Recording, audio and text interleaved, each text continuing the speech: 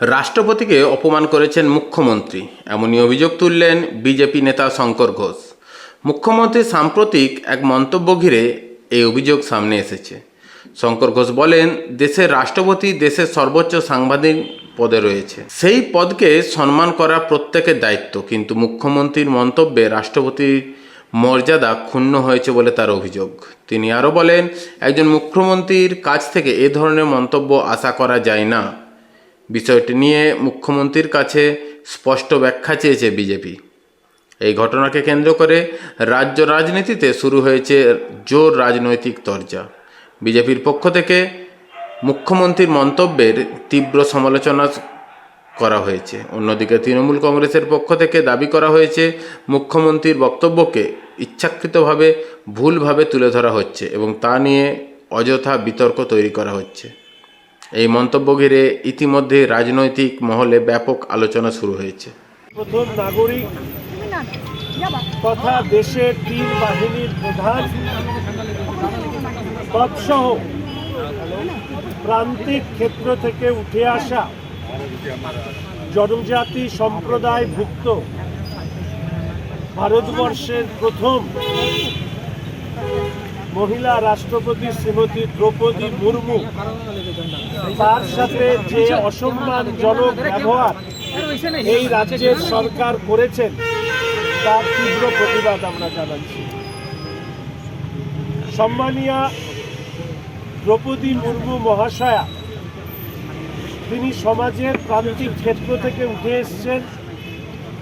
তিনি জনজাতি সম্প্রদায়ের ভুক্ত মানুষ এবং পশ্চিমবঙ্গে ধারাবাহিকভাবে আদিবাসী জনজাতিদের উপর যে লাগাতার আক্রমণ সংগঠিত হয়ে যাচ্ছে, জমি লুট থেকে শুরু করে জনজাতি মহিলাদের উপর যে শারীরিক অত্যাচার সংগঠিত হয়েছে, তারই অনুসরণ করে দেশের সর্বোচ্চ পদে বসে শ্রীমতী দ্রৌপদী মুর্মুকে যেভাবে প্রোটোকল ভেঙে তাকে অসম্মান করা হয়েছে, পশ্চিমবঙ্গবাসী হিসেবে আমরা লজ্জিত, আমরা ক্ষমা প্রার্থী। দেশের সংবিধান, আইন, আদালত মানে না, সে দেশের রাষ্ট্রপতিকে সম্মান করবেন, এটাই তো আশ্চর্যের বিষয়। তবে আমরা চাই দেশের স্বরাষ্ট্র মন্ত্রক অবিলম্বে রাষ্ট্রপতির যে এই অসম্মান হয়েছে তার জন্য যে নির্ধারিত যারা দায়িত্বপ্রাপ্ত রয়েছেন এবং রাজ্যের সরকারের আধিকারিক থেকে শুরু করে যারা, তাদের বিরুদ্ধে তদন্ত সাপেক্ষে ব্যবস্থা না হলে এই রাজ্যে এটা রুটিনে পরিণত হচ্ছে যে সংবিধানের যুক্তরাষ্ট্রীয় কাঠামোতে কেন্দ্রের সরকার, রাজ্যের সরকার তাদের যে প্রথাগত আইন প্রশাসন চালানোর ক্ষেত্রে যে নিয়ম রয়েছে তাকে ভেঙে এই রাজ্যে বিশেষত মুখ্যমন্ত্রী যে কাজগুলো করছেন, এটা লজ্জার, দুঃখের এবং কেন্দ্রীয় হস্তক্ষেপ প্রয়োজন। না হলে এই রাজ্যে, আমি এর আগেও বলেছি, আইএএস আইপিএস অফিসাররা দুর্নীতি করছেন, মুখ্যমন্ত্রী তাদের রক্ষা কবচ হয়ে উঠছেন। আজকে আপনারা জানেন, আলাপন বাবু থেকে শুরু করে নন্দিনী চক্রবর্তী, রাজীব কুমার, একের পর এক এই লিস্টে নাম আছে। আজকের দিনে দাঁড়িয়ে রাষ্ট্রপতিকে অসম্মান করার সাহস এই রাজ্যের সরকার বা মুখ্যমন্ত্রী পান কি করে? এবং তিনি বলছেন বারবার, উনি আসলে আমাকে যেতে হবে।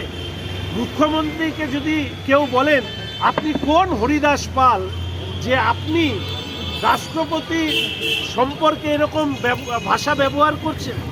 এবং রাষ্ট্রপতি বারবার আসেন তো তথ্য দিয়ে উনি জানান, আর রাষ্ট্রপতি যতবার আসবে রাজ্যের সরকার তার যে প্রোটোকল রয়েছে রাষ্ট্রপতিকে রিসিভ করবার, সেটা তাকে মানতে হবে এবং সম্মান দিতে হবে। তো মুখ্যমন্ত্রী কতবার কোথায় যান, এর হিসাব কি এই রাজ্যের অন্য কেউ চেয়েছে? ফলে রাষ্ট্রপতি তার সাংবিধানিক দায়িত্ব পালন করেন। সেখানে ইন্টারন্যাশনাল আদিবাসী সম্মেলন, আন্তর্জাতিক আদিবাসী সম্মেলনকে সামনে রেখে যা হলো, এটা আমরা পশ্চিমবঙ্গবাসী হিসেবে লজ্জিত। আমরা রাষ্ট্রপতির কাছে, সম্মানীয় দ্রৌপদী মুর্মুর কাছে আমরা ক্ষমা প্রার্থী। তাকে সামনে রেখে আজকের এই প্রতিবাদ। আমাদের মূল প্রতিবাদ হবে বিধাননগরে, এবং আজকে আমি শুনেছি যুব মোর্চারও আজকে প্রতিবাদ কর্মসূচি আছে। ফলে স্বাভাবিকভাবেই রাজ্য জুড়ে রাষ্ট্রপতি শ্রীমতী দ্রৌপদী মুর্মুর অসম্মাননার বিরুদ্ধে আমরা পথে দাঁড়িয়ে পশ্চিমবঙ্গের মানুষের কাছে এই বিষয়টি তুলে ধরবার চেষ্টা করি।